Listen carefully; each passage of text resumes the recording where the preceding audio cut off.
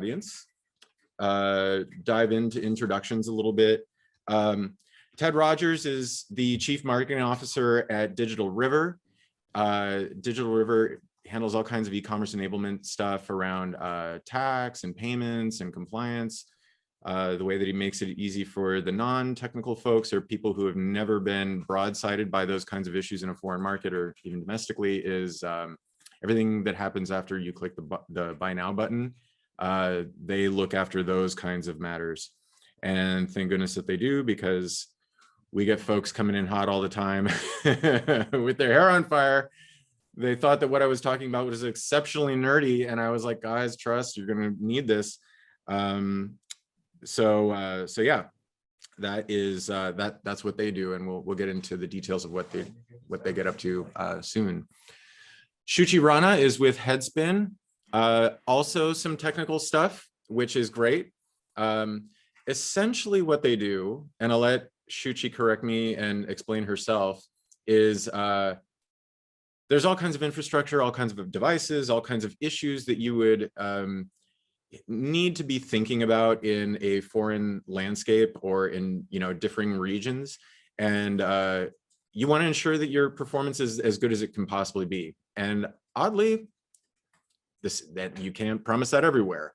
And they look after hundreds of factors, criteria, issues that could come up, monitor them closely, give you reporting, so that rather than sending someone out to the hinterlands of Nigeria to test out your app download speed or something like that, they have the folks out there handling it for you, roving the landscape, asking, "Can you hear me now?" So yeah, that's Shuchi in a nutshell. We'll get deeper into that, and she'll probably say hi and mention things in just a second here.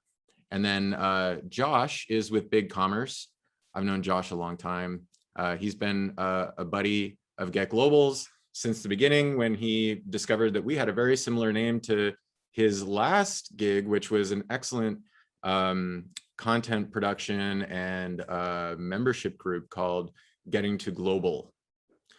So that's how we found each other. Yes, people used to mix us up. No, we weren't stressed about it.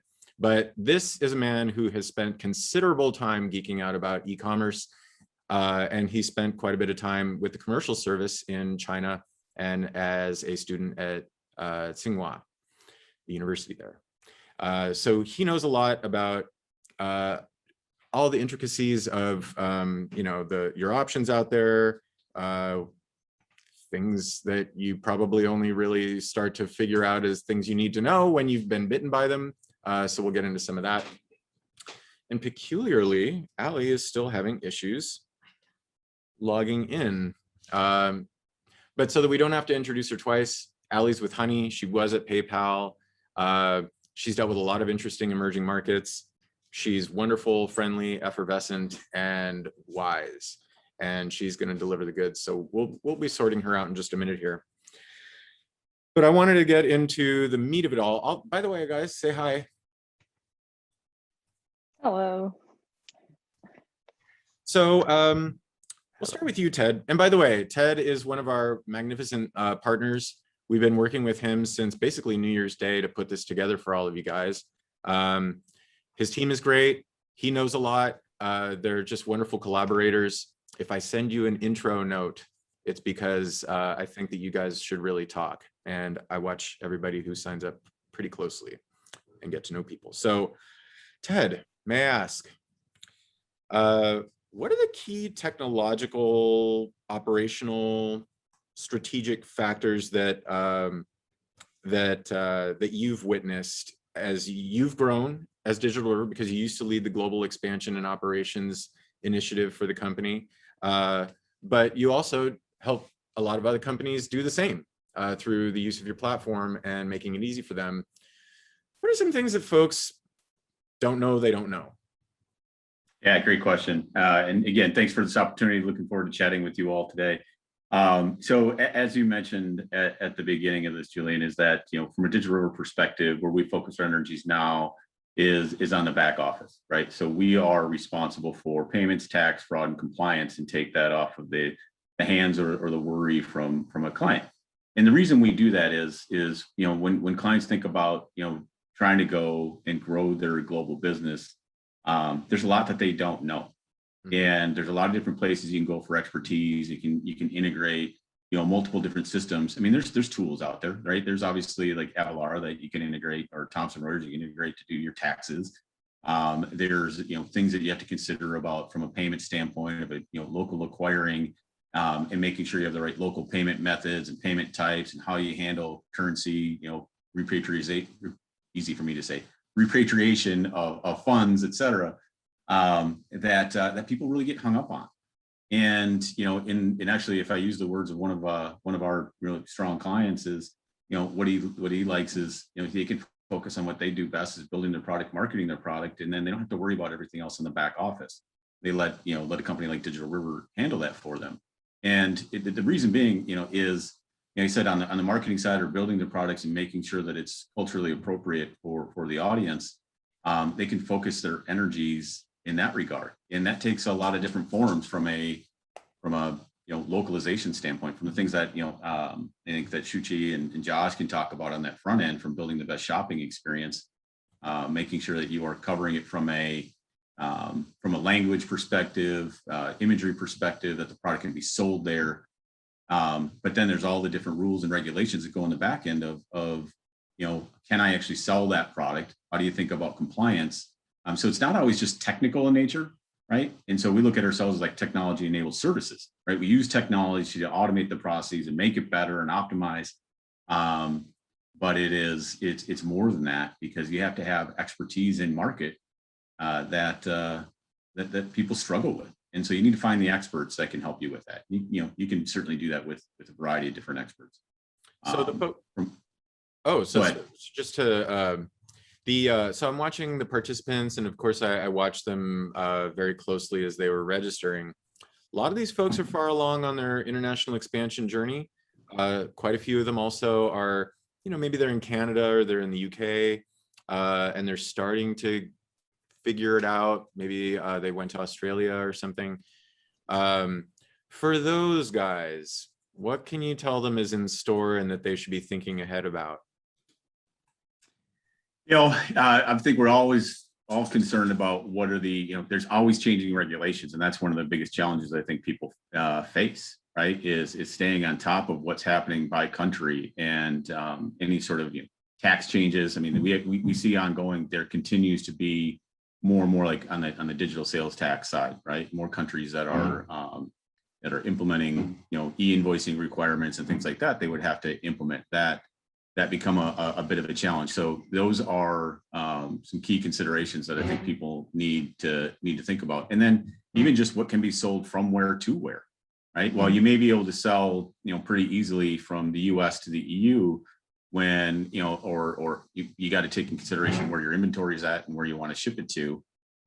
That's an issue that we see people running into as they try to open up, new markets, and understanding the implications that sit behind that. So, Josh, how would you answer that question? Yeah, great. Thanks. And hello, everybody. Good morning, evening, afternoon.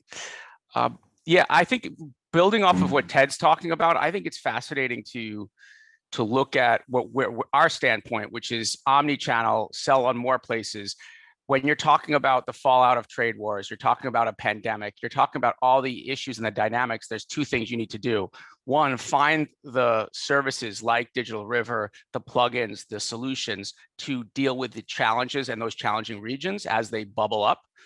But then the second is find as many different touch points. And that's what we're seeing in the merger of marketplaces, social commerce, and your own site, your own brick and mortar. You need to have as many channels open for those sales, and that'll help mitigate some of the risks that are occurring.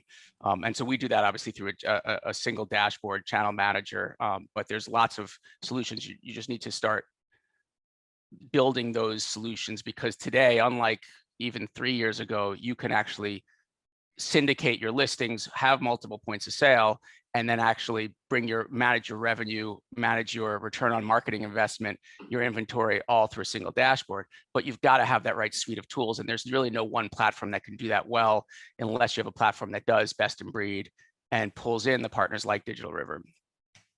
So.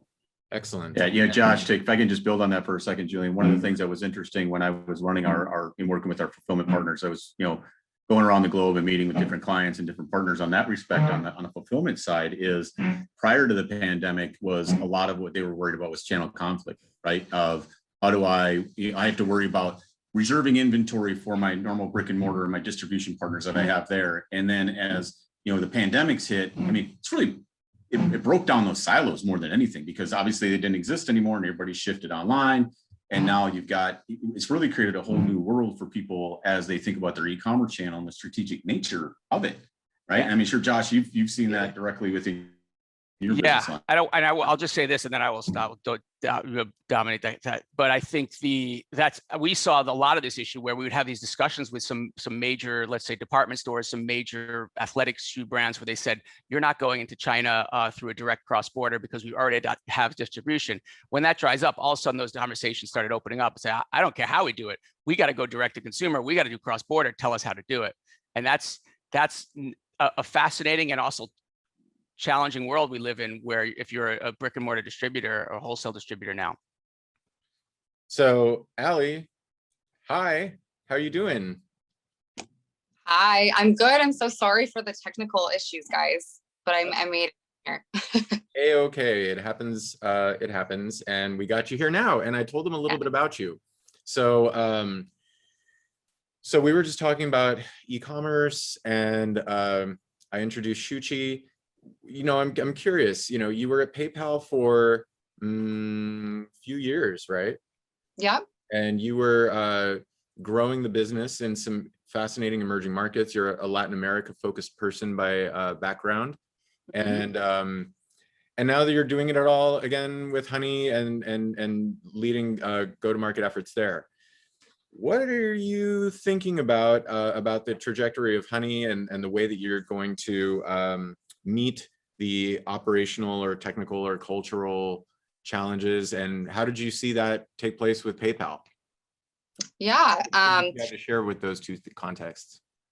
Yeah, great question. A lot of learnings that I had from PayPal in a lot of the big focus emerging markets are really helpful in how we're looking to expand Honey. So those markets being India, Japan, China, Mexico, Brazil, all very, very different nuances to each one. And I think some of the biggest mistakes I learned at PayPal when trying to grow in those markets were maybe over assuming or over indexing on focusing on the market itself and less on the specific segment or demographic that your product might be the most valuable or useful for, and making sure you're adapting to those local preferences or use cases, right? We look at heavily focused e-commerce and cross-border trade markets, which I just heard mentioned for Honey, given that we are an e-commerce platform.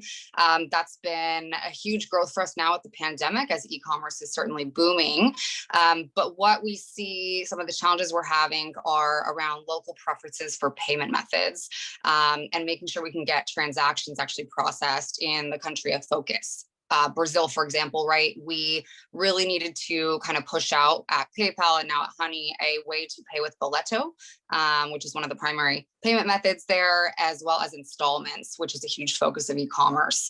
A lot of regulatory issues, I think, as well in all of the markets I mentioned, specifically around connecting to your banks for transactions, sort of the red tape around doing that, and also currency conversions, I think are all really big pain points and hurdles to these markets that I've had to learn how to overcome and navigate. And I think the last thing is going to each of these markets, particularly India, Brazil, and China. It's so easy to, as an American, right, think, hey, I'm just going to go with a blanket approach for what I think would work in India. But in India, there's many Indias within India. So which India are you targeting, right?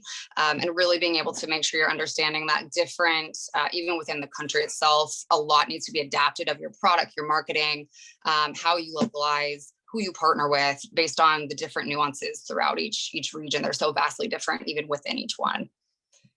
So now that we've got Allie and Ted and Josh all together, I'm going to pose this question. What are some of the biggest factors that come up in the point of, conversion at the point of sale? If folks are on the website and having trouble, or you know, how do you manage those kinds of things and ensure that you think ahead and make sure that you're making it easy enough for people so that you don't get folks bouncing off? What do you think, Ted? Yeah, to build off of the comment that Ali was just making, and you think about the consumer preferences, you know, we've done a bunch of studies across our client base, and also just looking at industry, you know, trend data. And some of the things that we found, you know, when you think about localization or trying to get that transaction through again, everybody spent their money to get somebody to their site. They built a beautiful shopping experience, but you know, the preferences people have around the payment methods or being able to see their currencies, et cetera. It's like, so just read off a couple of stats that we've seen. You know, 50% of customers, you know, said they would cancel their purchase if they weren't provided with their preferred payment method, based upon some studies we've done. 92% of online shoppers prefer to shop and purchase in their own local currency. I'm surprised that that's not 100%. I think everybody would, you know, prefer their own local currency, but the answers were 92%. You know, 71% of consumers are not satisfied with what they see for available payment methods because they don't always see what their local preference is. So like in Germany, direct debit is a bigger one, right? In Japan, it's more wallets or conveni. You know, other different forms of payment methods. You need to have these to be able to drive the right levels of conversion. And then along with that, we provide and where we see great benefit is utilizing local entity structure to drive local acquiring, which makes it look like a local transaction and improves the likelihood of conversion. So, you know, authorization of that, of whatever the payment method is in the end state, what you got to have to drive the, you know, drive up and optimize your conversion levels. And so that's what we see come up with in conversation from our clients, and that's the area that we focus on. Are there any geographies where that's more challenging than others for certain vendors or merchants rather? Yeah, I mean, it's certainly, you know, Brazil is an example that Ali brought up. We certainly see that. There are, you know, high tax implications that come into play that have an implication. So being able to set and understand, you know, make sure people understand, especially on a cross-border basis, when you're talking about, you know, what are the duties and taxes that people have to pay and making sure that's clear. We've seen that, you know, the import tax duties are very expensive for, are very high for a country like Brazil, for example. Sorry, Brazilians, you're getting called out today. Ali, what do you say? Yeah, great points, Ted. And a couple things come to mind with that. If I'm thinking on the consumer lens, right? It's speed and ease and convenience of checkout. Right, like a lot of pain points are if it's really slow to process transactions on the back end, customers might get frustrated and just abandon. We see that a lot, especially in markets like India as an example. A lot of US-based companies have their data centers in the US, not local in India. So the speed of transactions, right, to actually process that takes up to 3 minutes, and you're just sitting there staring at the site and wondering if it's going through. Just that poor user experience, I think, really turns off folks. So if you can get that right, I think you'll see a lot more conversions at the point of checkout. And the other thing I think is being cautious of a lot of markets are maybe a little bit wary of fraud or identity theft and privacy of putting in sort of credit card details online or personal information like that. So it's really important to make sure you drive brand credibility and trust as well, knowing that, you know, they can trust that their data they're putting in and shopping online isn't going to be stolen or go somewhere. It's just a really big kind of sticking point in a lot of emerging markets that maybe we don't think about in the US or Western markets. Shuchi, I see you nodding in furious agreement. Don't worry, we're going to come back because I know that you've got a lot to say. say. I love this. Yeah. It's like, yeah, this is what we're solving. So it's, totally. It's yeah, Josh, exactly. Well, yeah. Tell me, my friend. Yeah, I mean, obviously, we're all in agreement. We wouldn't be on the panel if we aren't. I think the thing to take away, right? Folks at home need it. Yeah, I mean, I think that when you're looking at, for example, a market like China, you're saying, what is it that they're looking for? Don't underestimate, as Ali's saying, as Ted's talking about, don't underestimate the need to reiterate 3 times over who you are, what your product is, and that you will have them covered when they get to checkout on terms of payments, the provinces on your local localization and your checkout, the ability to return your item, all those pieces of it.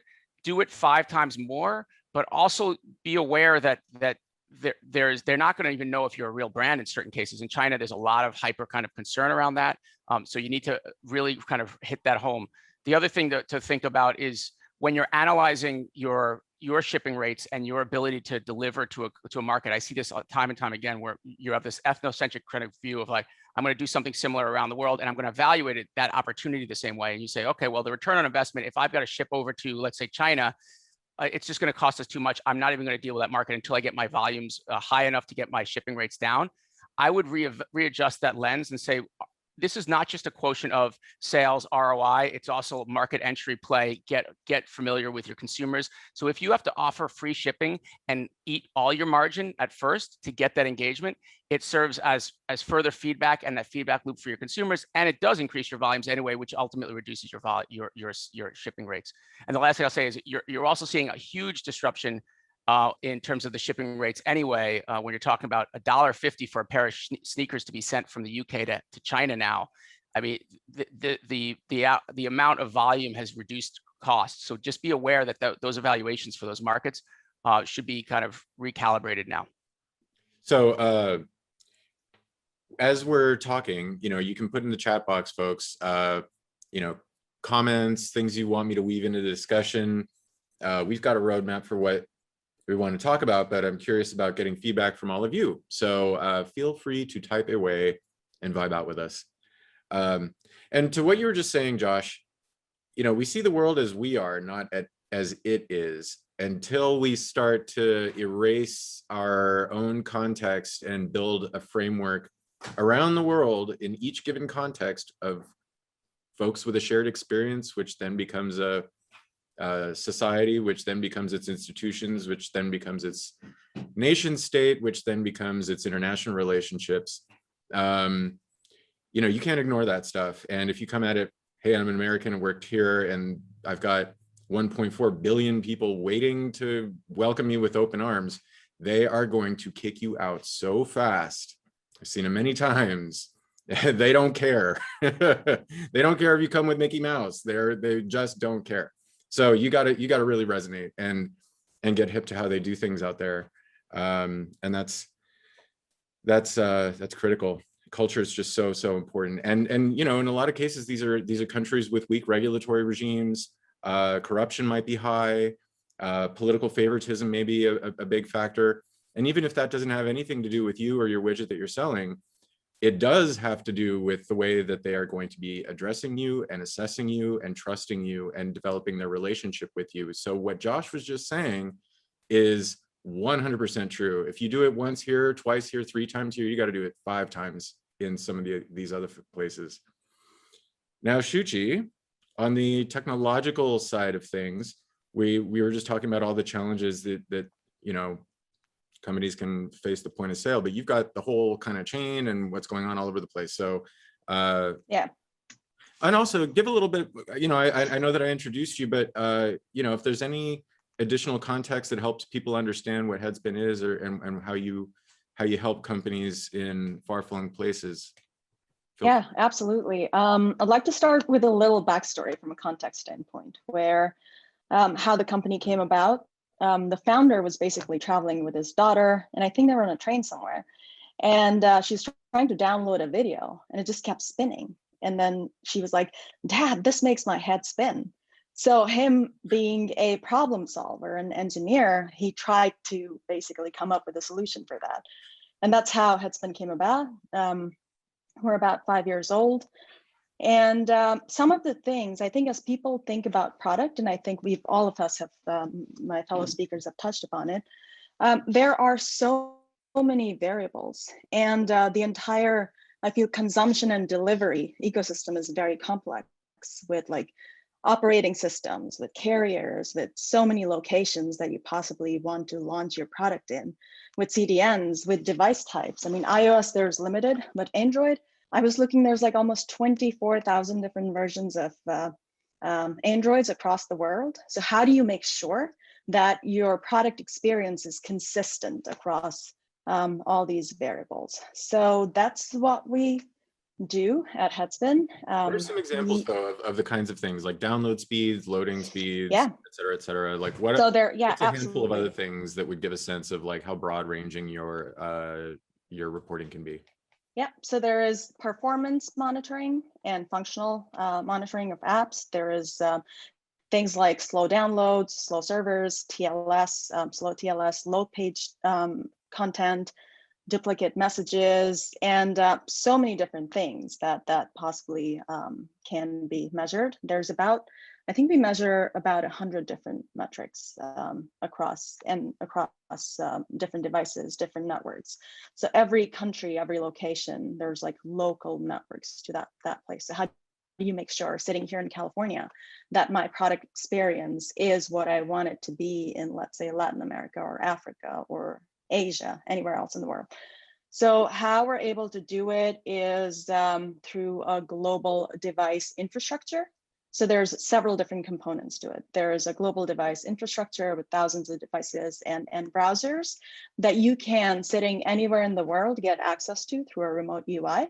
And then there is, you can basically run customer journeys. For instance, let's say an Airbnb. A typical customer journey would be someone downloads the app, they look for a location, they hit purchase or whatever. So things like that, you can test for different products, different apps, and you can also automate the whole process. So you are being able to, what you do is once you're able to automate, you're able to run these customer journeys like on build over build. Some companies release like daily, some companies release weekly, some companies release monthly. So whatever your cycle is, you can build it into the development cycle, if you will. Okay, so that is really important context for the kinds of things that you see companies get hitched up on. Thank you for that. So building on what Ted and Josh and Ali are talking about here, like what goes wrong at the point of sale? What do companies get wrong as they're trying to engage these foreign users? What do you see that's common that, you know, especially growing companies, right? Maybe a D2C brand that's really got their act together, or you know, some other kind of tech company that just got a big international expansion portfolio and agenda to execute on. You know, these are smart people, good engineers. These are not your noobs. What do you see some of these folks like, wow, I had no idea that was an issue? Oh, there's so many from an engineering standpoint. There's so many issues that could, some of them I mentioned, but there's things like broken translations. Some folks talked about localization, which is an important part as you're growing, right? So localization bugs. And then there could be inconsistencies in how engineers read the different issues, could be read differently. So once you have data in front of you, you are able to look at the data, get to the exact root cause of what is causing that particular failure, if you will, in experience, and be able to fix it, both pre-release, so it's, and post-release of the product, if you will. Gotcha. Okay. Can I just add to that for a second, Julian? Please, maybe an interesting stat. I mean, I didn't do the analysis on this, let's be clear, but our team has. And just in like in the checkout process, so think about Shuchi just talking about the things that can break around the lines of even like translations and localization. In a normal checkout process, there's somewhere around the lines of 150 plus different actions or localizations or compliance requirements that you have to put in place. And if you think about that, you spread that across all the geos that you're trying to solve for, all the different nuances and cultural intricacies, like, right, what's the proper term to use? So not just doing an automated translation, or what's the right imagery to use? What checkboxes do I need to make sure I'm meeting local compliance? You know, what is, again, like we were talking about, you know, payment types and currency, you know, preferences. It's a big number and it gets extremely complex. And so I can see where, you know, being able to test and utilize Headspin, it's really interesting. But there's a lot for people to think about, and more than you can imagine, right? Absolutely. Right, and add like video and audio on top of that, because there's companies like Slack, Clubhouse, and there's audio is becoming pretty big. So how do you make sure? So we have entire product suite for that as well. And then you guys sticking should to check out some, Firework yeah, in the 12 absolutely. o'clock session, because those guys are teaming up with telcos and doing amazing things to make sure that the video experience is as close to what you would experience with TikTok or Instagram stories in all parts of the world. They're really doing exciting things. So that's at 12 and just the other channel. Yep. One other thing, from a video standpoint, DRM is pretty big. So we've been able to build a product that is able to work with DRM content, which is protected content, basically. So something else that Ted has mentioned to me is there's things like you get enrolled in a lottery. You know, there's all kinds of compliance in places like Taiwan and other countries. No one would ever think about these things. How would you know? But like, you know, what are some of the compliance quirks out there, or things that can be, you know, the known unknowns that you would look for, and then of course the wild cards like those. Like, what do you see, Ted? Yeah, that's an example that I love, actually. It took me a little bit to truly understand it, but you know, as companies, with more and more people selling online, you know, it's not your normal brick and mortar where you are, you know, collecting taxes at the point of sale. In the U.S., the Wayfair Act went into play, you know, to make sure that we're collecting tax in every state. And then internationally, example you use with like Taiwan, it's similar in Italy and other countries around an e-invoicing requirement. So you have to provide a receipt that shows, you know, that tax has been collected. And the government, God bless them, they looked at a way to ensure good tax compliance by putting it really on the onus of the consumer. And what happens is they get their invoice and they can submit that into a lottery as an entry.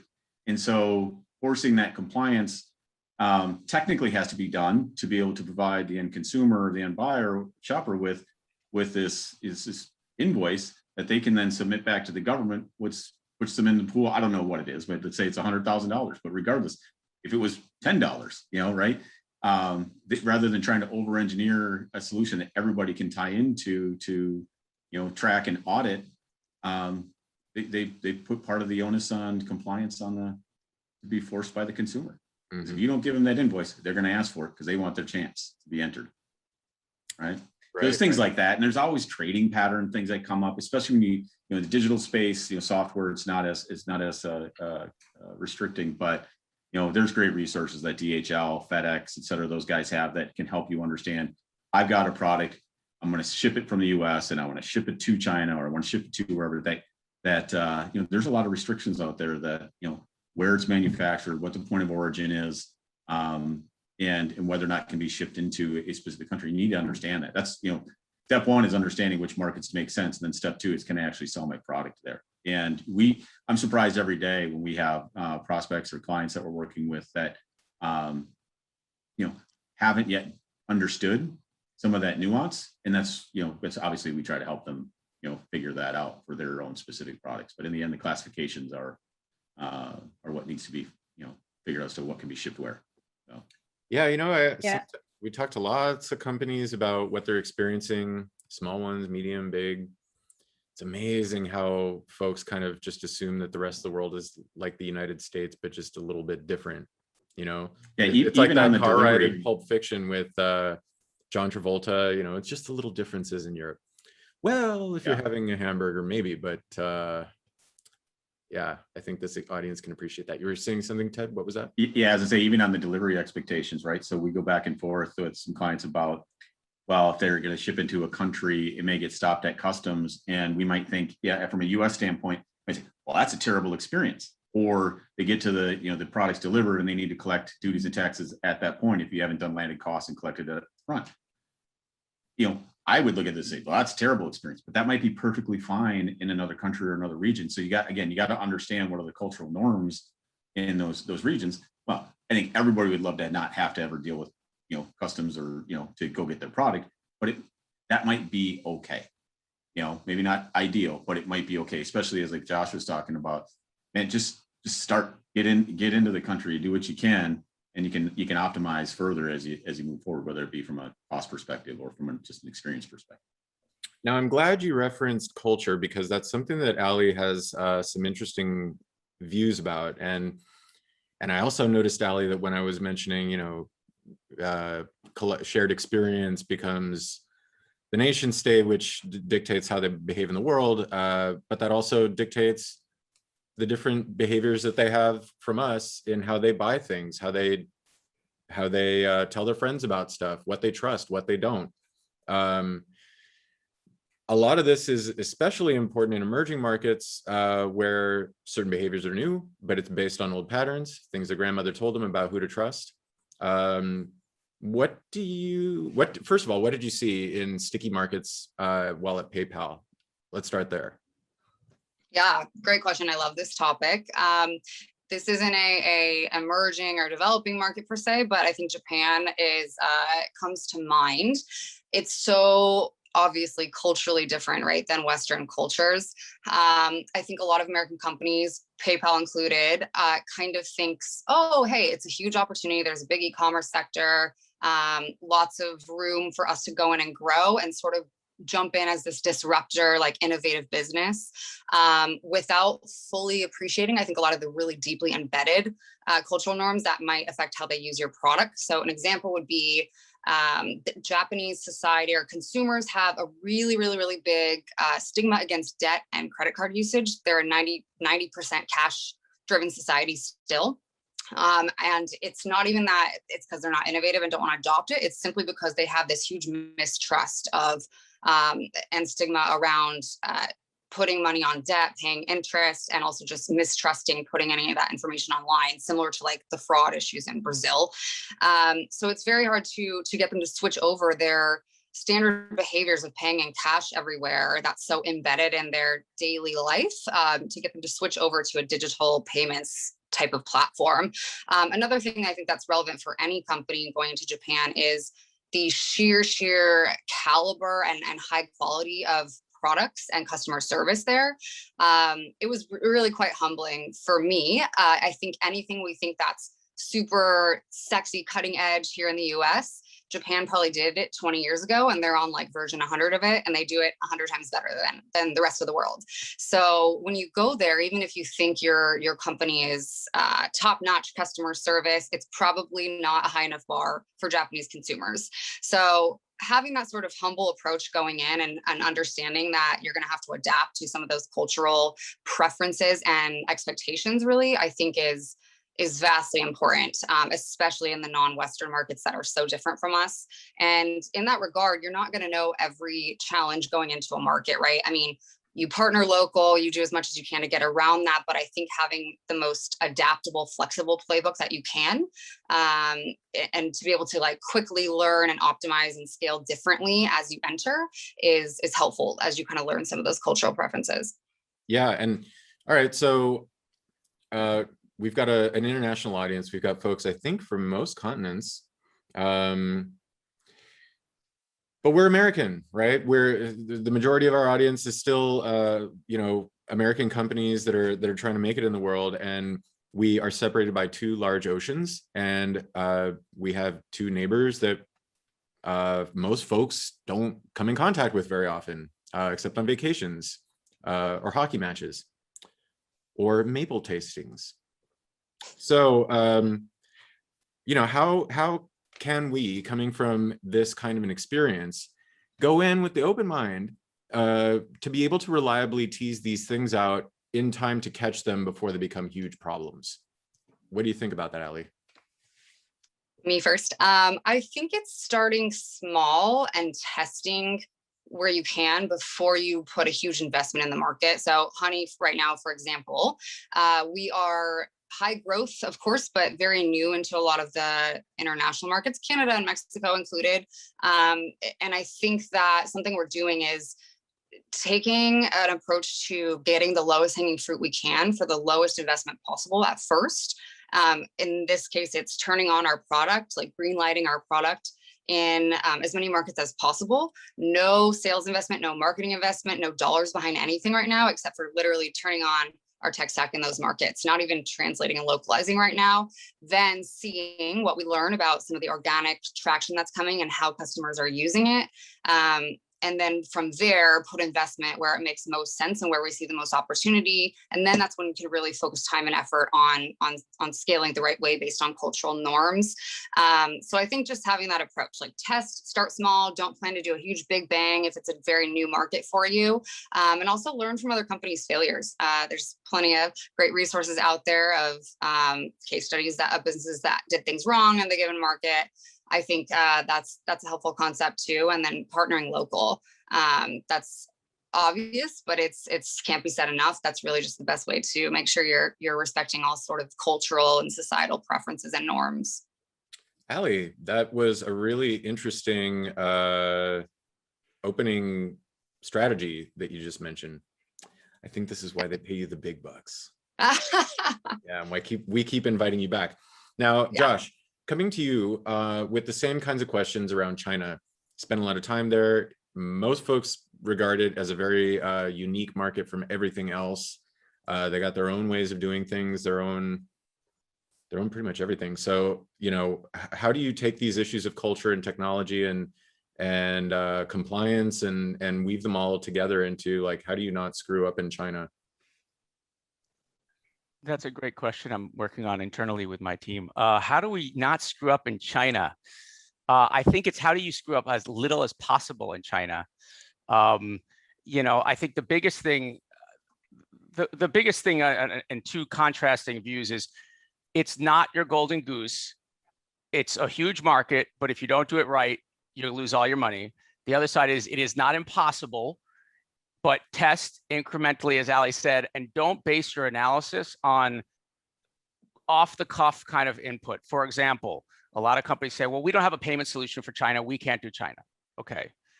Most companies that are selling, let's say, cross-border out of China, for example, or elsewhere, are actually not using localized bank accounts. They don't even want to bring their money back into China. So like, understanding the nuances beyond the macro numbers of like, they actually want to keep money out. If you have a solution that works for Hong Kong or Singapore, there's a solution there. The idea of load times, a lot of companies, you know, obviously I spent 5 years at the US Embassy in China. We had CEOs coming to us daily saying, great, let us know when that policy gets worked out and then we'll be ready to go into China. And I'm like, okay, I'll see you in a few years when you come back with, okay, I guess it's never going to happen. There's always a gray area until you're big enough that China either says, let's work it out because it benefits us, or you're out of the market, never come back again. And so when you try to wait for policies to go from gray to black or white, you're going to be waiting forever. And I know that's really, really scary for a lot of us that work in a different environment, especially in the US, let's say, or the EU to some degree. But when you look at China and you say, when are they going to allow, we did this with Harley motorcycles, right? It was like, when are they going to allow officially our motorcycles in there above 50cc and all these other issues? And I was lobbying with the Ministry of Transportation. And it's like, okay, our sales are increasing, but we're not going to do official, you know, engagement until this policy gets worked out. Well, that's gonna be a long time. And similarly with, you know, how cross-border direct, if you're selling a cosmetics product into China direct to the consumer, you do not have to abide by CFDA with the equivalent of FDA regulations for certification for products in China. That means you can sell direct to the consumer. Similarly, during the trade war, if you sold direct to the consumer, you didn't get hit with trade tariffs. Some of the largest or agricultural companies in the world, let's say one that sells raisins, was going direct to distributors, saved 76% in taxes by going through a GetGlobal option direct to the consumer because it wasn't under the trade war or the trade tariff scenario. But was that openly written in such a great way that people would build a strategy around it? Maybe not. So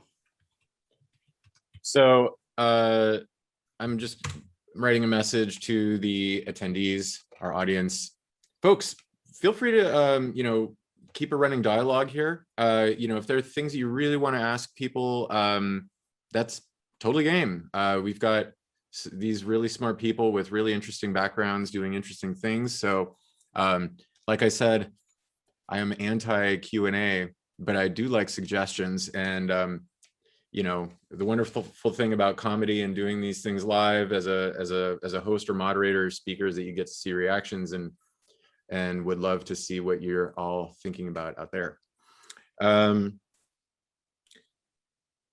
Now, one thing I wanted to back up to, and clarify though, you know, I mentioned that, you know, Canada and Mexico, We don't interact with them much. I mean that at the cultural, individual level of most people, in the country, right? I mean, I'm in Los Angeles. I interact with these folks all the time. If you're in a major metropolitan area, it's common. The Canadians are always very, very nice, and that's how you spot them. But, there are two largest export markets. I'm sure that most folks on this line in our audience know that. And China's number 3. I want to ask Ali, how should strategic concerns for e-commerce companies along the lines of what we've been discussing here, how should they be thinking about their go-to-market pattern or their strategy along the lines of what you were talking about? And Ted, I'm going to ask you the same thing. Do they go to Canada first just because it's Canada and it's so similar? Or is that every day that you invest in Canada is one day that you're not investing in Germany? Whatever, what do you think? Yeah, good questions. And specific to Canada and Mexico or just in general? No, I was just mentioning by market size, how much we sell to them. There's just a lot of trade flow between those two countries or 3 countries. Yeah. NAFTA and they're just close. Most economy relationships and trade relationships are highly prone to distance, right? So specialization. So, but and of course, e-commerce is going to be part of that because the shipping is involved and all of that. But anyway, back up to you. Yeah, a couple thoughts there. One, I think e-commerce in particular, Canada and Mexico make a ton of sense. Mexico, for example, shoppers there purchase a ton of US based goods. American goods are seen as kind of really appealing, sexy, exciting, and they really want to have it. So it's a huge market down there. I think for both markets as well, there's not a lot of adaptations per se compared to the rest of the world are very, very different countries in the US that you have to do for your playbook necessarily, Canada especially. And that goes for UK and Australia too. I think those typically tend to be the 3 first countries I think of as the easiest to take from the US, a product or solution and just adapt it. Not a lot of changes that need to happen culturally, linguistically, things like that. I will say, I think I touched on this toward the beginning of the call, but when you're thinking about your go-to-market, I try to really think of it less as, oh, I'm going to win in Mexico, let's go there. I more think of, hey, what is my target customer demographic here in the US? For Honey, that's millennial mobile shoppers. Where else in the world is that particular segment huge? And where can I tap into that? And then the country factors are weighed or considered after that. So rather than looking at hey, let's target this nationality of people, target the segment that your product is focused on. That's where your biggest opportunities are going to be and the least product adaptations you're going to have to make. So yeah, that's how I think about it. Ted, what's your view? And after Ted, we're going to wind it down just a little bit by asking 2, similar questions. But we're coming up to the line at about 5-6 minutes. So Ted, how would you answer that? What do you see your smartest customers doing and, getting into the least amount of trouble, making the most money? Yeah, it's, with such a wide variety of types of products and clients that we support, they all face different kind of challenges. And so again, some of these things seem really basic, but again, it's not surprising that not everybody always thinks about it at the same time. So if you speak specific to Canada and Mexico, Mexico is obviously a little less developed from a payment method standpoint. I mean, Canada is very similar to the US in that regard, so a little harder to mess that one up. But what we see clients doing when and we recommend them to do, is to try to figure out which markets to go into. It's more about, where do they see demand to start with, or at least interest, right? So just doing the web analytics, looking at their site, where the traffic's coming from, is one of the things that is a primary source of intelligence from them. Ali was talking about, what product, what target market, et cetera. It starts from their perspective, as at least we've seen, is understanding where that interest level lies. Vast majority for us is US to the EU, EU to the US, and then obviously all other parts of the world as well. From a Mexico standpoint, we support products going into Mexico today. We're not doing local processing there at this point. We're working towards that, but there are, trying to figure out how to say, there's some unique challenges that we've run into in that market, specifically around just some of the banking requirements, and again, they'd have the same e-invoicing kind of considerations are in play there as well that clients need to take into consideration. But where we see more and more of our clients continuing to expand, like I said, if it's a US based client, is heading going into the APAC countries. So they're trying to go to, and where they look for our help is what are really the harder countries. So it's not so much of our borders to date as it is going across the two oceans, as you were talking about, two big bodies of water separating the US to those other regions. So I'm not sure if I no, that's helpful. Yeah, I think it's, both of you had this theme of like, let the world tell you, they'll give you a little bit of interest, where sometimes I see folks getting up to no good and doing something funny is like their Uruguayan cousin is preaching the gospel because they've got a radio show in Uruguay, and all of a sudden you're like, hey, let's go to Uruguay. We're big in Uruguay. Yeah. It's like every now and then we catch folks coming in hot like that, but anyway, yeah, this is an interesting point that you guys raised. Josh, state of omni-channel, how folks should be thinking about that in their mix. Sure. In general, obviously, our big mantra is sell everywhere, right? Leverage marketplaces. They're the best way in to start testing. Obviously, there's no way in this current world that you can manage all of the different sales channels and inventory without doing it through a single dashboard. So if you're going to be on social commerce, be it Instagram, Facebook, Line in Japan, let's say, or WeChat solutions or Pinduoduo, you've got to start figuring out how you can manage all those inputs in an effective and efficient way, and then start testing things out. And then to dovetail on previous discussions that you guys are just having, I say again, find your tribe. You have to untether your geography from your target audience. It's really about who in the world wants your products or services. And you may have more in common with a seller, or rather a consumer in Mexico who's a rock climber and a rock climber in China and a rock climber in Colorado than you do with a spa going enthusiast in Mexico City, right? So find that tribe.